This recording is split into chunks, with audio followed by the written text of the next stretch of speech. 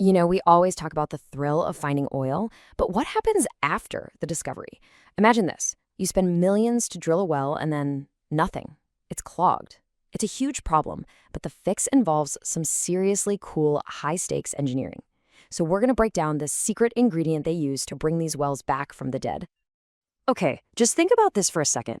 You've got a massive blockage, but it's not in your sink. No, it's inside a pipe that's only a few inches wide, and it's 2 miles straight down into the earth. We're talking extreme pressures, extreme temperatures. How in the world do you fix that? It sounds almost impossible, right? Well, the answer is surprisingly elegant. The easiest way to wrap your head around this is to think of the oil well as a patient, a very, very expensive patient. It's a complex system, and when it stops producing, it's basically sick. It's not a lost cause, but it needs a pretty powerful and precise medical intervention to get it back on its feet. So what exactly are these sicknesses?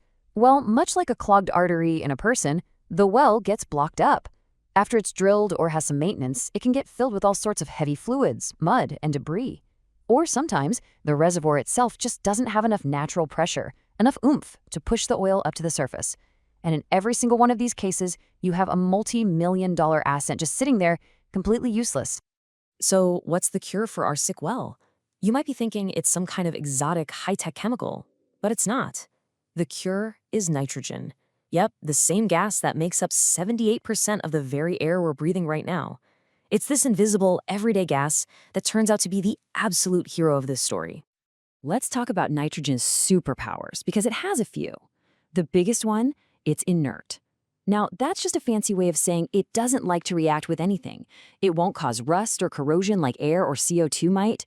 And this is a huge one. It's not flammable. When you're working with oil and gas, that's absolutely critical. It's stable, it's predictable, and it's incredibly safe for the job. And here's its other superpower, expansion. When liquid nitrogen turns into a gas, it expands a lot. We're talking it gets 696 times bigger. Now, to put that into perspective for you, that's like taking a single can of liquid and having it expand to fill an entire car.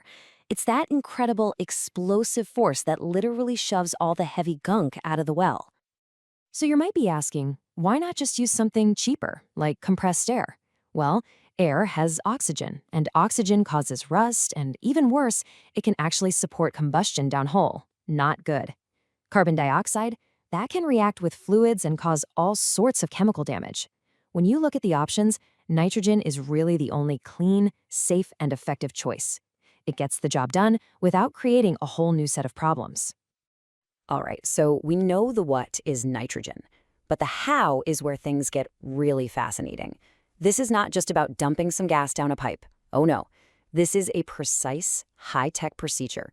Think of it like a subsurface surgical operation, and it requires some incredible equipment and a whole lot of expertise. And here is the surgeon's toolkit. We're talking specialized trucks with cryogenic tanks holding thousands of gallons of liquid nitrogen at a mind-boggling minus 196 degrees Celsius. That super cold liquid is then shot through pumps that can generate up to 15,000 psi of pressure. That's more than 50 times the power of a firefighter's hose. Then it's instantly turned into a gas, and the whole thing is monitored second by second with real-time data. Now, the procedure itself is done with extreme care. First, they pressure test the entire system to make sure there are absolutely no leaks. Then, they start injecting the nitrogen, but only at a tiny trickle, like 2 to 5% of the final rate. This is critical to avoid a massive temperature shock that could damage the well. From there, the crew slowly, carefully ramps up the rate, watching the well's vital signs the entire time, until, finally, success. The well is clear and it starts flowing all by itself.